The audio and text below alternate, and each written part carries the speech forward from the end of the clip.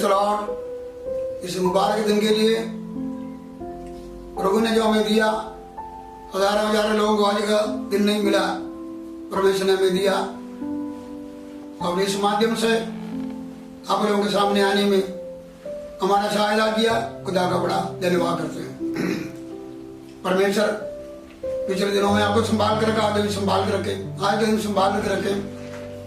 हम खुदा की वचन को सुनने जा रहे हैं, उसको पहले हम प्रार्थना करेंगे। खुदा बाप आपका शुक्र करते हैं आज के दिन के लिए, जो फिर से एक नवा दिन दुनिया में दिया, ताकि हम आपका हज़ूर में आ सकें। रात मिट्टी नींद दिया, हम सोते रहे तो हमारी जागते रहे, गुरों को उठाया। धन्यवाद करते हैं आपके सारे रहमतों के लिए, धन्यवाद आपका कृपा के लिए धन्यवाद करते। आप एक वफादार परमेश्वर है। हम कई बातों में बेवफा हो जाते हैं, लेकिन आपकी वफादारी है वो तो अटूट है। ये मेरी खुदा की तरह शुक्र करते हैं। जब आज सुबह हम आपका वचन सुनने के लिए आपका हज़ूर में आए हैं, ये मेरे खुदा जी जितने लोग अपने अपने घरों में देश विदेश में बैठ के तेरा वचन को सुनने के लिए चाह के साथ बैठे हैं, सबको बहुत सारे आशीष दो। मेरे खुदा जी तेरा धन्यवाद, तेरा जीवित वचन से हमारा आत्मा की भूख मिले। इस अंधेर भरा दुनिया में हम तेरे वचन के चलन में चल सके। मेरे खुदा जी तेरा धन्यवाद करते हैं। इस वचन के द्वारा, आराधना के द्वारा सबको आशीष दो। यीशु मसीह के मीठे नाम से मांगते हैं।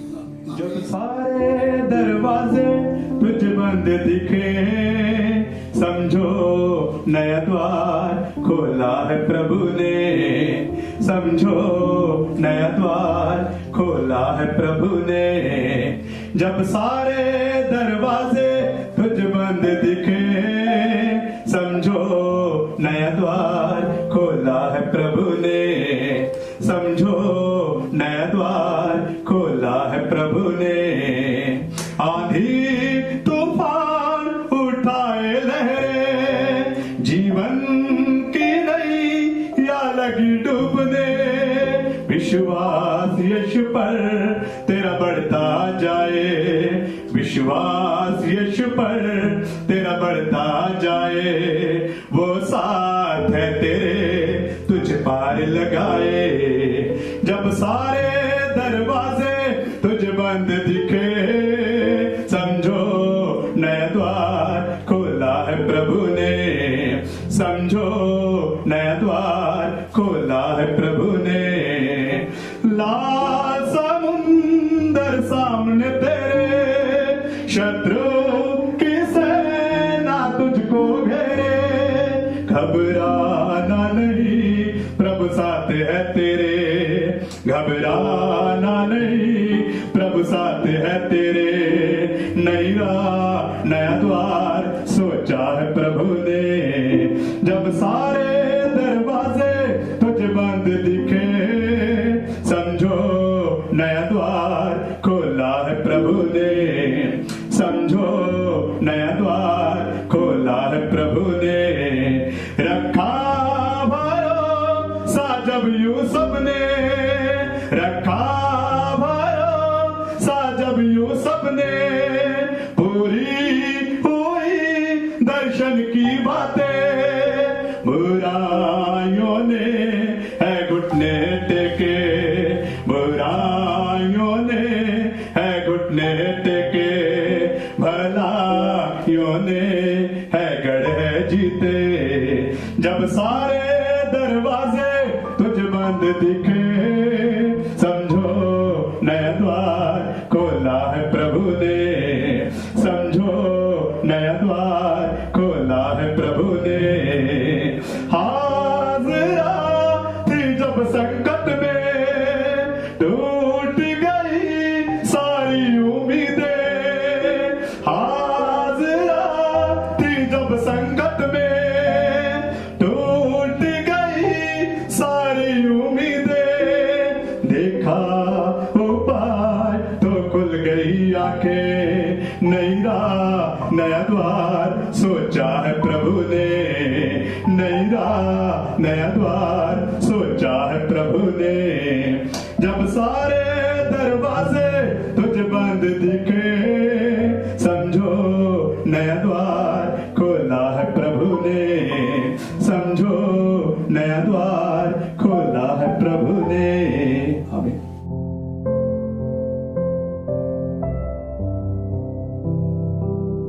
Praise the Lord.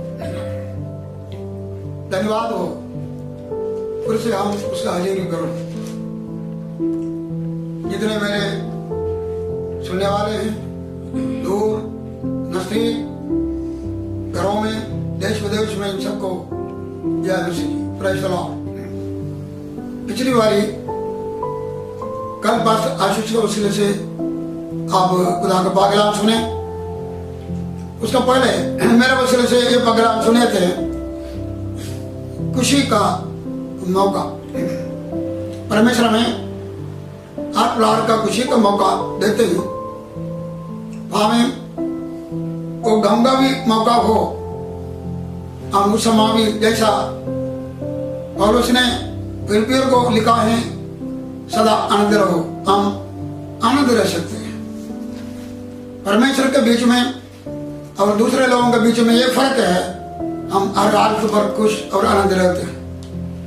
आज हम परमेश्वर का वाणी से सुनने जा रहे हैं परमेश्वर के मर्जी के बारे में। आइए हम पढ़ेंगे एफिसियां 5:15 आय से 17 आय तक पढ़ेंगे। सो चौकसी नाल वेखो भी तुसी किवें चलदे हो, निर्बुद्धा वांगू नहीं सगों बुद्धवाना वांगू। अपने लिए समय नु लाभदायक करो, इसलिए जो दिन बुरे हैं। इस कारण तुसी मूर्ख ना हो, सगों समझो कि प्रभु दी की इच्छा है।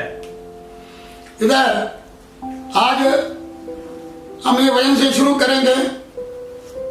इसमें पौलुस एफिसियों का कलीसिया को जब लिखेंगे, इधर दो बातें लिखा है कि ध्यान से देखो तुम कैसा चलते हो। दूसरा लिखा है कि ध्यान से समझो प्रभु की इच्छा क्या है। मैंने वचन का दूसरे हिस्से में आना चाहते हैं, ध्यान से समझो परमेश्वर की इच्छा क्या है। हमें परमेश्वर का इच्छा को समझना, जानना और उसमें चलने का बड़ा आवश्यक है। बहुत बारी हम अपनी मर्जी के अनुसार हम चलते हैं, हमें बहुत बारी निराशाओं का सामना करना पड़ते हैं, और हमारे देश में कई बार हार का भी सामना करना पड़ते हैं। लेकिन आज हम देखेंगे हमारा हर बातों के लिए नमूना हमारा यीशु मसीह है, वो हमारा गुरु है। हम उसके नक्शे कदमों पर चलना बड़ा जरूरी है। प्रभु यीशु मसीह हमें परमेश्वर पिता का मर्जी को पूरा करके हमें बहुत भाषण दिखाया। उसने कहा जो मैं उसे सुनता हूं वही मैंने सुनाता हूं, मैं जो वो करके दिखाते हैं वही मैं करता हूं। योना का अंजिल 5:30 में लिखा कि मैं अपनी इच्छा नहीं परंतु अपने भेजने वाले के इच्छा चाहता हूं। प्रभु यीशु मसीह अपना सारा जीवन में उसने अपना मर्जी नहीं बल्कि पिता का मर्जी को उसने पूरा किया।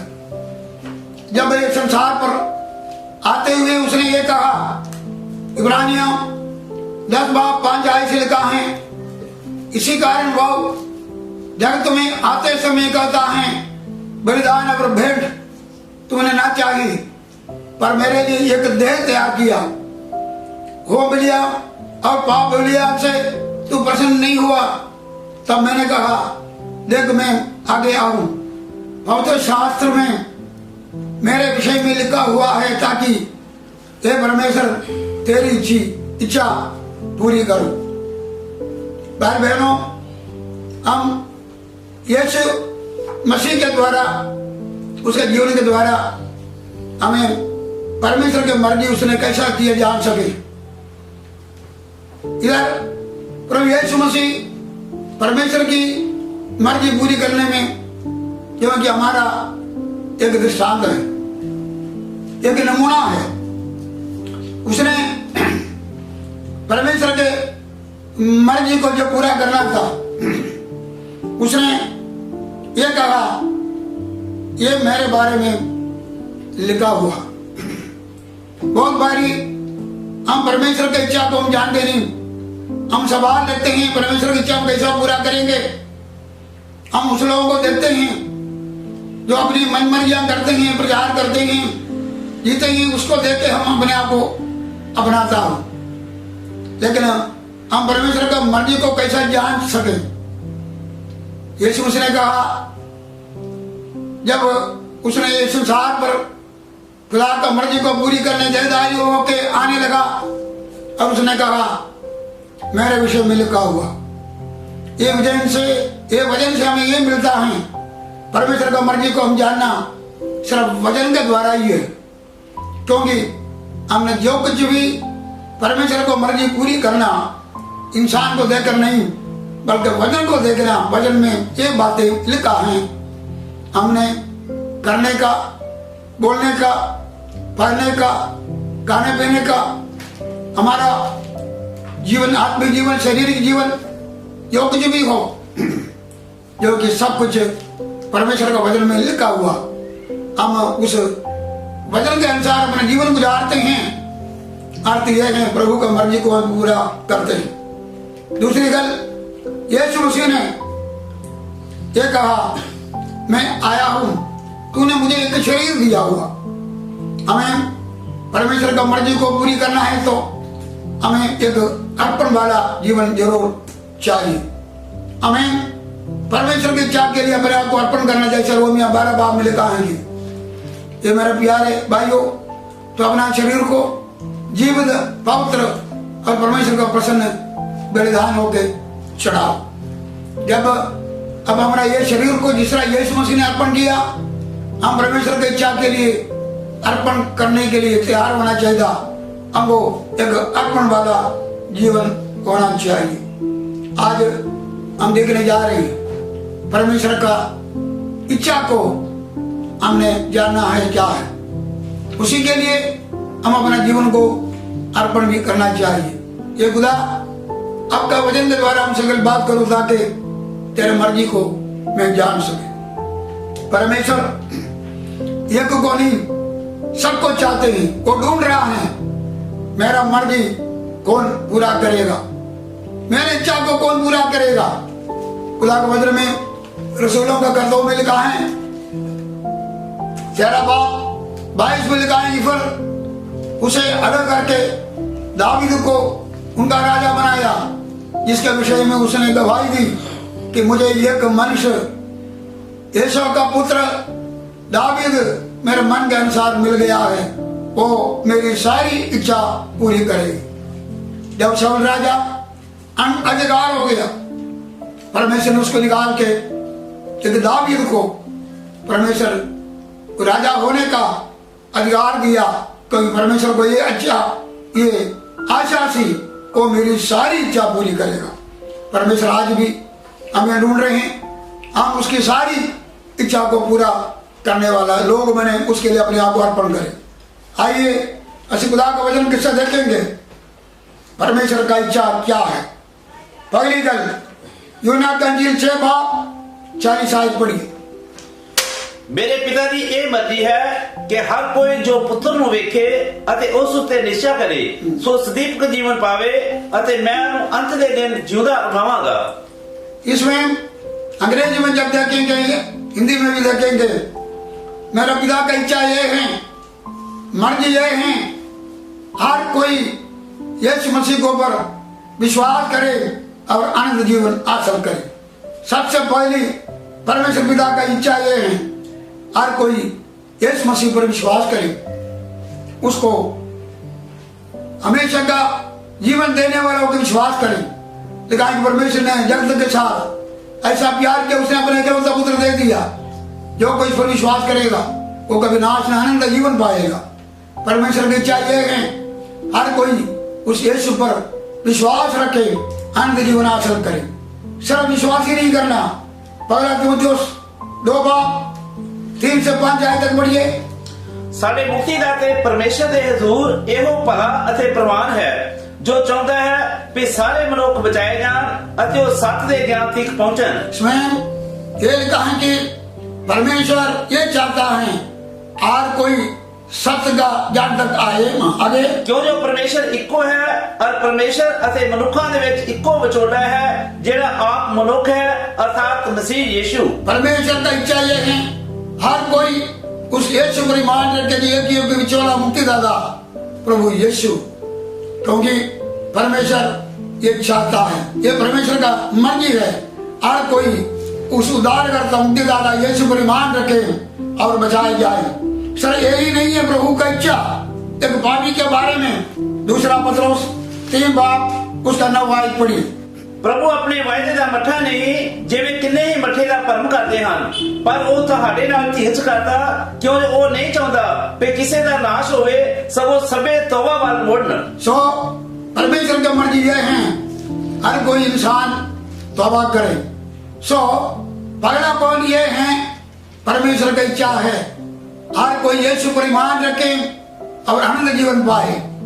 उसका इच्छा यह है उस मुक्तिदाता एक विचेले को उद्धारकर्ता होकर कबूल करे और अपने पापों से तौबा करे, क्योंकि परमेश्वर नहीं चाहता कोई इंसान पाप में जिए और मरे, बल्कि परमेश्वर चाहता है कि तौबा करे, कुदरत से मुड़े और बचाया जाए। भाई बहनों, दूसरा परमेश्वर की मर्जी क्या है? पहला थिस्सलुनीकियर 4 उसका 3 आयत पढ़ेंगे। ਪਰਮੇਸ਼ਰ ਦੀ ਇੱਛਾ ਤੁਹਾਡੀ ਪਵਿੱਤਰਤਾ ਹੀ ਦੀ ਹੈ ਕਿ ਤੁਸੀਂ ਹਰਾਮਕਾਰੀ ਤੋਂ ਬਚੇ ਰਹੋ। ये दूसरी गले हैं जब हम यीशु मसीह को ग्रहण करते हैं, तौबा करते हैं, अनंत जीवन हासिल कर लेते हैं, हम उसका पुत्र दिया बन जाते हैं। आगे बहुत कुछ हम करते हैं, बपतिस्मा लेते हैं, रसूलों से तालीम हासिल करते हैं, संगति करते हैं, रोटी तोड़ते हैं, प्रार्थना करते हैं और ये सब कुछ और उसके साथ जुड़े हुए। लेकिन हमें परमेश्वर की मर्जी यह है हम पवित्र रहे। हम पवित्र हो गया जब ऐसे पापी उठाता है यीशु के लहू हमें पापों से शुद्ध कर दिया। लेकिन रोजाना हमारे जीवन में जो कमियां कटियां हमारे जीवन में आते हैं उसे हम पवित्र होते रहना, यीशु के लहू से, वचन से, आत्मा से होते रहना। क्योंकि लिखा है कि पहला पत्र 15 में लिखा है जैसा आपका सगने वाला बुलाने वाला पवित्र है तुम भी पवित्र होता जाओ। हम पवित्र लोग हैं, हम जो है कि पवित्र बुलाहट से परमेश्वर ने हमको बुलाया। सो हमारे जीवन में पवित्रताई जारी रखना चाहिए और जो कि जो पवित्र है और पवित्र होते जाए और जड़ा धर्मी है और धर्म करते जाते। तीतुस की किताब 2:11 आयत से 14 आयत तक लिखा है ਕਿਉਂ ਜੋ ਪਰਮੇਸ਼ਰ ਦੀ ਕਿਰਪਾ ਸਭਨਾ ਮਨੁੱਖਾਂ ਦੀ ਮੁਕਤੀ ਲਈ ਪ੍ਰਗਟ ਹੋਈ ਅਤੇ ਸਾਨੂੰ ਤਾੜਨਾ ਦਿੰਦੀ ਹੈ। हमें शिक्षा देती है ਕਿ ਅਸੀਂ ਅਭਗਤੀ ਅਸੀਂ एक भक्तिहीन दुनिया में रहते हैं। ये भक्तिहीन दुनिया में भक्ति के साथ ਅਤੇ ਸੰਸਾਰੀ ਵਿਸ਼ਿਆਂ ਤੋਂ ਮਨ ਫੇਰ सारे संसारिक चीजें जो दुनियादारी बातें उस पाप की बातें को परे रह के ਇਸ ਵਰਤਮਾਨ ਯੁੱਗ ਵਿੱਚ इस वर्तमान युग जब से हम बचा गया, जब से यीशु मसीह दुनिया में आए उसका आमद तक, जब से मसीह में हमारा जीवन शुरू हो गया और हमारा अंत तक आमद तक ਸੁਰਤ ਧਰਮ ਅਤੇ ਭਗਤੀ ਨਾਲ ਉਮਰ सूरत धर्म और भक्ति नाल अपना जीवन गुजारना ਅਤੇ ਸ਼ੁਭ ਆਸ ਦੀ ਅਤੇ ਆਪਣੇ ਮਹਾਪਰਮੇਸ਼ਰ ਅਤੇ ਮੁਕਤੀਦਾਤਾ ਯਿਸੂ ਮਸੀਹ ਦੇ ਤੇਜ ਦੇ ਪ੍ਰਗਟ ਹੋਣ ਦੀ ਉਡੀਕ ਰੱਖੀਏ। उसका आमद तक हम पाक और पवित्र रहना बड़ा जरूरी है। भाई बहनों, खुदा ने हमें जो पवित्र होना उसका दूसरा भी अर्थ है अलगदाई। पवित्रताई का एक और अर्थ है अलगदाई। हम हर प्रकार का पापों से, पापियों से, कुधर्म से, अशुद्ध बातों से और जो है कि हर प्रकार का कि पहला थिस्सलुनीकियों 5 का 22 में लिखा हर प्रकार का बुराई से अलग रहो। हम एक अलग विंगे टेढ़े लोगों से, गलत तरीकों से और जो कि सारे अशुद्धता से हम अलग रहना, क्योंकि खुदा के पवित्र लोग हैं। हम जब तक यीशु मसीह नहीं आएंगे ये शरीर में हम रहेंगे उतनी देर तक हम पवित्रताई में रहना और ये परमेश्वर की मर्जी है। सो पहली गल यीशु पर ईमान रखकर निजात पाना और खुदा की मर्जी है। दूसरी गल हम निजात पाए लोग परमेश्वर लोग बोतलाई में रहना, ये खुदा की मर्जी है। तीसरी है परमेश्वर का मर्जी, पहला तीमुथियुस 2 बाब पहला आयत से 3 आयत तक बढ़ी। सो मैं सब तो पहले ये तकीद करता जो बेनतियां प्रार्थना अरदासां ते धन्यवाद सबना मनुखां दे कीते जान, पातशां अते सबना मुरादबद वालियां दी पे ਅਸੀਂ पूरी भगती अते गंभीरताई विच चैन अते सुख नाल उम्र भोगीए। साडे मुक्तिदाता परमेश्वर दे हजूर एहो भला अते प्रवान है। ये परमेश्वर की मर्जी है। हम कलीसिया और हमारे नेताओं के लिए, आगुओं के लिए प्रार्थना करना चाहिए। खास करके ये समय हमें प्रार्थना करने का बड़ा आवश्यक है, जबकि देश बहुत मुसीबत में, हमारा देश ही नहीं पूरा दुनिया बड़ा मुसीबत में कोरोना वायरस के द्वारा, उसका वसीले से कई अकाल हैं, अनएम्प्लॉयमेंट हैं, बेरोजगारी हैं और कई बाहे और जो कि बहुत लोग अपने देश को छोड़ के इधर उधर तितर-बितर हो गए, अपने देश में पहुंच नहीं सकते अलग अलग दिन से, और जो कि डर है, मौत का डर है।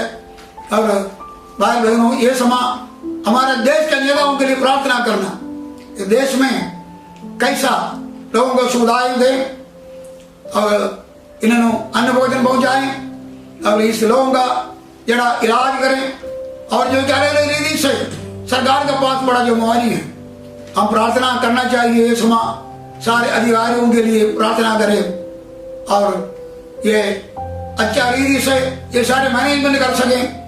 हम भय और भक्ति के साथ, धर्म के साथ, शांति के साथ जीवन गुजार सके। हमें नेताओं के लिए इसलिए भी प्रार्थना करना चाहिए और जहां पर हर प्रकार का मजहबी आजादी हो जाए, ताकि और जो कि लोग परमेश्वर की आराधना स्तुति कर सके। हम प्रार्थना करना चाहिए, हमारे देश के लिए प्रार्थना करो, हमारे ऊंचे लोगों के लिए प्रार्थना करो, और जो कि हर लीडरों के लिए हम प्रार्थना करिए परमेश्वर इन्हें भी मुक्ति दे। नीचे आए तो उन लोगों को भी मिला के लिखा कि परमेश्वर चाहता है कि ये सारे बचाए जाए। हमारा नेता लोग, हमारा राष्ट्रपति, प्रधानमंत्री, मुख्यमंत्री, गवर्नर, हर मजहब, हर जाति के लोग, पूरा दुनिया का भी हर नेता बचना चाहिए, क्योंकि परमेश्वर चाहते हैं कि वो लोग भी बचाए जाए और हम शांतिमय जीवन गुजारने के लिए इन नेताओं के लिए जितने जितने लोगों का नाम जानते हैं उस नाम लेके भी प्रार्थना करना चाहिए। सो ये परमेश्वर का मर्जी है, हम देश का आगुओं के लिए प्रार्थना करना चाहिए। आगे हम देखेंगे पहला पत्र 2 बाब 15 देखिए। क्यों जो परमेश्वर की इच्छा यूं है कि तुसी शुभ कर्म करके मूर्ख लोगों की अज्ञानता का मुंह बंद कर दियो। सो इसमें हम खुदा के वचन में पढ़ के हम देखते हैं खुदा की मर्जी यह है हम शुभ कर्म करें। हमें परमेश्वर ने अच्छा कर्म के लिए सान बुलाया है। तीतुस 2 का जबला पढ़ो। जिन्हें अपने आप ਨੂੰ ਸਾਡੇ ਲਈ ਦੇ ਦਿੱਤਾ ਵੀ ਸਾਰੇ ਕੁਧਰਮ ਤੋਂ ਸਾਡਾ ਨਿਸਤਾਰਾ ਕਰੇ ਅਤੇ ਖਾਸ ਆਪਣੇ ਲਈ ਇੱਕ ਕੌਮ ਨੂੰ ਪਾਕ ਕਰੇ ਜੋ ਸ਼ੁਭ ਕਰਮਾਂ ਵਿੱਚ ਸਰਗਰਮ ਹੋਵੇ। परमेश्वर ने अपने गुण ਦੇ ਨਾਲ ਸਾਨੂੰ इसलिए खरीदा और शुभ कर्म ਦੇ ਵਿੱਚ ਅਸੀਂ बिल्कुल और जो कि शील रहे। भाई बहनों, परमेश्वर ने हमको बुलाया है।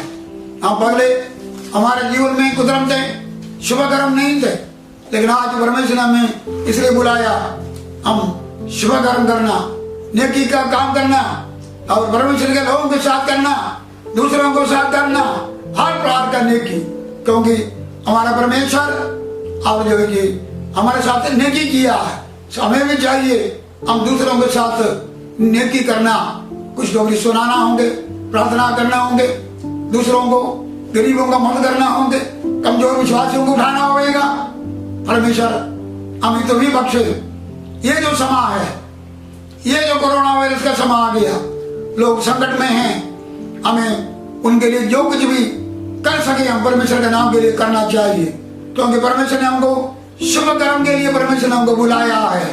सो फिर हम ये शुभ कर्म लगातार करते रहना, क्योंकि जो कुछ भी हम प्रभु के नाम के लिए करेगा, किसी के लिए करेगा और यीशु के लिए होएगा। यीशु ने बोला जो मेरे नाम के लिए किसी को भी करते हैं और जी पावे भूखे को रोटी खिलाए, प्यासों को पानी पिलाए, पानी वस्त्र बनाए। लेकिन जो उन्ना वस्त्र किया तुझे मेरे नहीं किया। एक गिलास ठंडा पानी भी हम किसी को पिलाते हैं। परमेश्वर हमें प्रतिफल देने वाला परमेश्वर, क्योंकि लिखा है कि फल मेरे पास है, मैं हर एक दिन अपने काम के अनुसार फल देगा। ये दिनों में परमेश्वर जाते, परमेश्वर की इच्छा है हम शुक्र कर्म करें, खास रखे समा हमारे नजदीक। हम देखिए जो हो सके हम दूसरों के साथ उन्नत और जो मदद हमसे करें। आगे हम देखते हैं मत्ती का इंजील 7 बाब 21 आयत पढ़िए। ना हरेक जेड़ा मैनू प्रभु प्रभु कहता है स्वर्ग के राज विच वड़ेगा, बल्कि वो जो मेरे स्वर्गीय पिता की मर्जी उत्ते चलता है। 24 आयत पढ़िए। सो हरेक जो मेरे वचन सुनदा अते उन्हां उत्ते चलदा है, उस बुद्धवान वर्गा जाणिया जावेगा जिन्हें पत्थर उत्ते अपना घर बनाया अते मींह वरिया अते हड़ आए अते हनेरियां वगियां अते उस घर नूं धक्का मारिया, पर वो ना टिकिया। इसमें हम देख सकते हैं कि परमेश्वर के राज में जाने के लिए, स्वर्ग के राज में जाने के लिए हमें परमेश्वर की इच्छा पूरी करने का बड़ा लोड़ है। हम मुंह से प्रभु प्रभु कहे तो खुदा के राज में कभी भी जा नहीं सकते। हम उसका इच्छा के अनुसार चलना, उसके वचन को मानना बड़ा जरूरी है।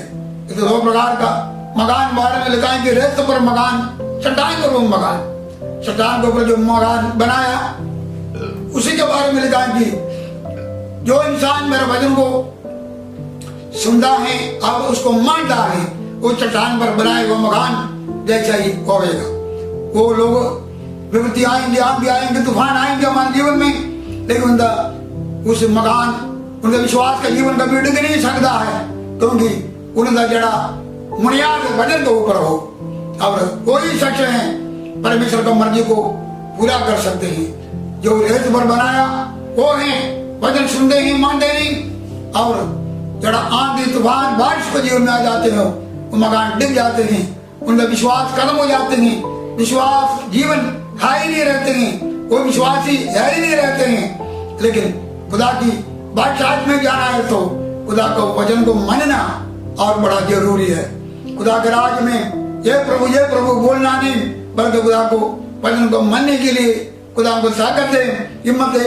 आखिर में लिखा है 1 थिस्सलुनीके 5:18 आयत में लिखा हुआ है कि हम खुदा का मर्जी को कैसा पूरा करना है। 1 थिस्सलुनीके 5:18 हर हाल में धन्यवाद करो, क्यों जो तुम्हारे लिए मसीह यीशु में परमेश्वर की एहो इच्छा है। इसमें लिखा है कि हम हर हालत पर खुदा का धन्यवाद करना चाहिए। ये भी दुख का समय आ गया, कई गरीबी आ गया, कई प्रकार का दुख जुदाइया हमारे जीवन में समय आ गया, और जो कि कई विपत्तियां हमारे जीवन में हम देख रहे हैं, अनुभव कर रहे हैं। लेकिन ये समय भी हम क्या करना चाहिए? खुदा की मर्जी यही है, हम खुदा का धन्यवाद करो। मेरे खुदा जी इस हाल का भी खुदा धन्यवाद हो, जैसा अय्यूब ने धन्यवाद किया। पावे अंगूर का पेड़ फल दे, अंजीर का दरख्त में फल ना मिले, गौशाला में पावे, और जब कि कोई जड़ भेड़ बकरियां ना हो, फिर भी मैं उसमें मगन रहूंगा। हमको परमेश्वर का धन्यवाद करना चाहिए। तो आज हम खुदा का वचन से सुना, हम खुदा का मर्जी को हम पूरी करना चाहिए। खुदा का मर्जी क्या है? यीशु मसीह पर ईमान करना, ये खुदा की मर्जी। आज मेरे सुनने वाला कोई भी अपने गुनाह से तौबा नहीं किया, यीशु पर ईमान नहीं रखिया, आज आपके बारे में खुदा की मर्जी ये है, तो आज उसको कबूल करो। एक पवित्र जीवन गुजारना खुदा की मर्जी है। हम अपने आगुओं के लिए, नेताओं के लिए प्रार्थना करना, दूसरों के लिए प्रार्थना करना खुदा की मर्जी है। हम भले काम करना, नेकी का काम करना खुदा की मर्जी है, और खुदा की मर्जी को, उसके वचन को मन के स्वर्ग राज्य में जाना, ये खुदा की मर्जी है। और हम खुदा का धन्यवाद हर हालत पर करना खुदा की मर्जी है। आइए हम प्रार्थना करेंगे। मेरे खुदा जी, हम आपका शुक्र करते आज के समय वास्ते, फिर एक बार आपका पाक हजूरी में इकट्ठे होने के लिए तो भी दे धन्यवाद। हमें रोजाना तेरा वचन से तृप्त कर रहे हैं, तेरा धन्यवाद। पगले हम अपना मन मर्जी करने वाले लोग से, लेकिन तूने हमको नमूना दिया, तूने कहा मेरी मर्जी नहीं तेरी मर्जी पूरी हो जाए। गत्सेमनी में तुझसे प्रार्थना किया, तो उसी के लिए अर्पण किया। तूने मुझे एक शरीर दिया, तूने वो शरीर को अर्पण कर दिया। तूने आखिरी में बोला सब कुछ पूरा हो गया। मेरे खुदा हमको भी तो भी बख्शो, हम अपने जीवन को तेरे सामने अर्पण करें। हम भी कहें तेरी मर्जी पूरी करने के लिए आ रहे हो, हम कर भी सके। मेरे खुदा जी तेरा वचन हमें सिखाता है क्या खुदा की मर्जी है। आज हमने पढ़कर सुना, शांत भी बख्शो, ये वचन में ध्यान लगाए, तेरी मर्जी को हम पूरी कर सके। मेरे खुदा जी तेरा धन्यवाद, आपका स्वर्ग आज के लिए हमको तैयार करो, सुनने वाले को कृपा दृष्टि होना। मेरे खुदा जी अपने लोगों का हर प्रकार के लोड़ को पूरा करो। सरकार थोड़ा छुट्टा में दिया हुआ आने वाला समय बहुत सारे छुट्टी मिले, सारे लोग कुछ के साथ कारोबार करें, तेरे भवन में आवे, बहुत जल्दी तेरे भवन में आने का रास्ता खुल जाए। मेरे खुदा जी हमारे देश में, हमारा पंजाब में, पूरी दुनिया में शांति हो जाए, ये बीमारी जड़ से खत्म हो जाए।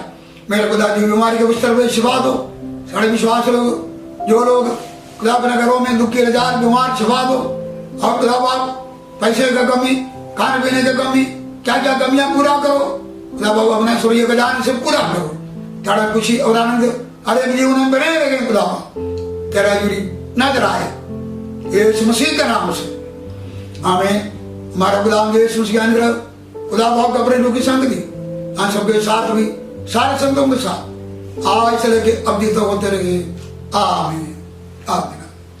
खुदा दान बरकत दे, परमेश्वर वाणी से सुना और ये सारा दिन प्रभु का वचन में कृपा में खुदा को संभाल के रखे, पावे हम शरीर से दूर रहें, आत्मा में आपका करीब है। रोजाना प्रार्थना के द्वारा आप लोग घर में आते हैं, विश्वास से तुझे भी साढ़े वास दुआ करते हैं, खुदा दान बरकत दे। कल मिलेंगे।